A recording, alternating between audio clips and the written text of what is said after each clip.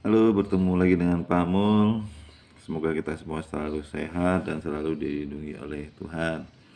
Pada kesempatan ini Pak Mul mau bicara tentang KPK FPB. Coba mau tampilkan tiga cara mencari KPK dan FPB ya. Yang pertama adalah cara yang terstruktur. Kita coba ambil nih. 12 itu 2 pangkat 2 kali 3, 18 itu 2 kali 3 pangkat 2, 24 adalah 2 pangkat 3 kali 3 ya. Kemudian kita akan tentukan KPK dan FPB nya. KPK adalah faktor dengan pangkat tertinggi ya, 2-nya adalah pangkat 3, lalu 3-nya pangkat 2, jadi sama dengan 72. Lalu FPB yang ketiganya ada karena kita bicara tentang persekutuan ya, persekutuan. Oke, jadi yang ketiganya harus ada dan mampu membagi maksudnya dia ya. Berarti kita ambil 2 pangkat terkecilnya adalah 1, lalu 3 pangkat terkecilnya adalah 1, jadi FPB nya itu 6. Oke, lalu cara yang kedua kita akan mengali ya, 12, 18, 24 kita kalikan. Ini 48, lalu ini mengejar 36, 54, 36, 24, 36. Kemudian yang kecil nanti akan terus ya. Ini 48, lanjut ya. Terus jadi ini 72. Kemudian ini tambah 18 ya. 60, ini langsung ke 72, ini 60, 72. Nah udah sama, berarti ini KPK. Ini cara yang kedua. Lalu kita coba dengan trik cara yang ketiga, 12, 18, 24. Jadi ketika kita bicara tentang KPK ya, berarti kelipatan terkecilnya yang memungkinkan adalah 24 ya, yang memungkinkan 24. Ketika 24 ini bukan, berarti akan dilipatkan ya. Kita ambil misalkan di angka 48. Apakah 48 ini bisa dibagi 18? Tidak. Dibagi 12? Ya. Bukan. Lalu naik 72, bisa dibagi 18? Bisa. Bisa dibagi dengan 12? Bisa.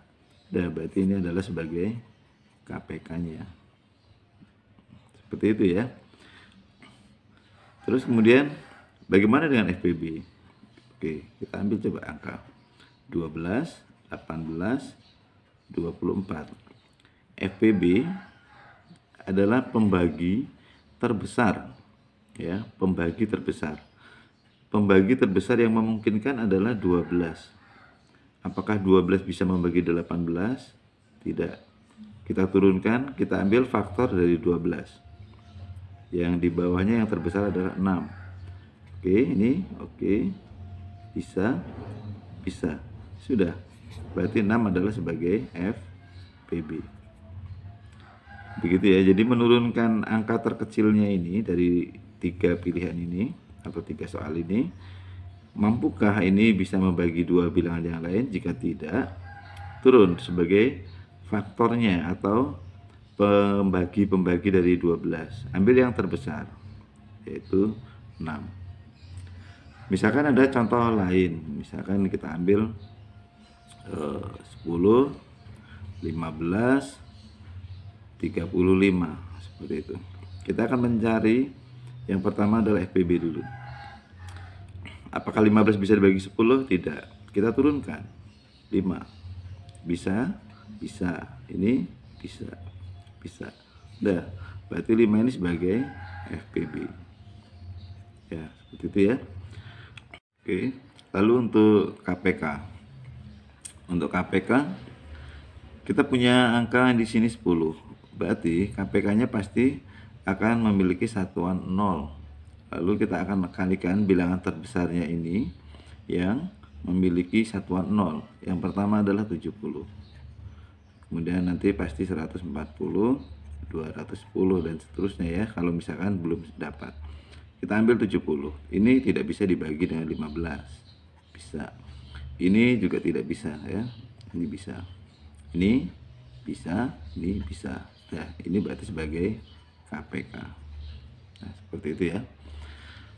Jadi kita hanya mencoba untuk mencari bilangan yang dimaksud itu tidak harus dengan cara yang lama ya. Kita coba mencari dengan angka yang memungkinkan begitu. Nah, lalu bagaimana dengan soal-soal cerita? Soal-soal cerita juga pasti akan diambil dengan angka-angka yang normal ya. Angka-angka yang normal. Misal seorang yang berlatih bulu tangkis, kemungkinan dia akan ditemukan angka 4 hari sekali, 5 hari sekali, kemudian mungkin dia akan ketemu dengan 8 hari sekali. Tidak mungkin salah satunya setahun sekali atau 2 tahun sekali gitu, nggak mungkin lah ya. Entah mereka masih akrab atau tidak, atau mungkin tempat berlatihnya juga masih ada atau tidak, nggak mungkin. Pasti dia akan diambil dengan angka-angka yang normal ya. Nah, misalkan begini. Lalu pertanyaan berikutnya kan biasanya akan ditanya kapan mereka berlatih bersama lagi, hanya itu ya. Nah, ini misalnya kita akan dicari KPK-nya. KPK ini angka 5 nih. Pasti akan berujung dengan satuannya 5 atau 0. Nah, kita akan cari kelipatan dari 8 yang satuannya 0. Kalau 5 kan tidak mungkin ya. Yang satuannya 0 yaitu hanya 40. Udah, apakah 40 bisa dibagi 5? Bisa. Dibagi 4 bisa. Udah, ini adalah KPK. Seperti itu ya. Jadi kita hanya akan melihat kemudian baru mencari. Seperti itu ya. Misalkan lagi ada angka 6, kemudian 12, lalu ada angka 15. Kita akan diminta mencari KPK. Kita akan lihat kelipatan dari 15 itu yang bisa dibagi mereka ini ya. Lalu angka 2 dan angka 5 itu kan pasti akan bertemu di satuannya 0 ya. Yang memungkinkan menjadi 0, 2 itu adalah dikali dengan 5 ya. Berarti ini akan menuju ke angka 60. Oke. Kalau 30 sudah pasti tidak mau ya. 60 bisa dibagi 12, bisa 5, bisa dibagi 6, bisa. Udah, ini adalah KPK. Nah, seperti itu. Ya. Jadi kurang lebih seperti ini untuk melihat soal-soal yang biasanya ada di pilihan ganda. Kita bisa cepat menentukan. Oke, untuk KPK dan FPB sampai di sini saja. Semoga bisa dipahami. Sampai bertemu lagi di session berikutnya. Terima kasih, sampai jumpa.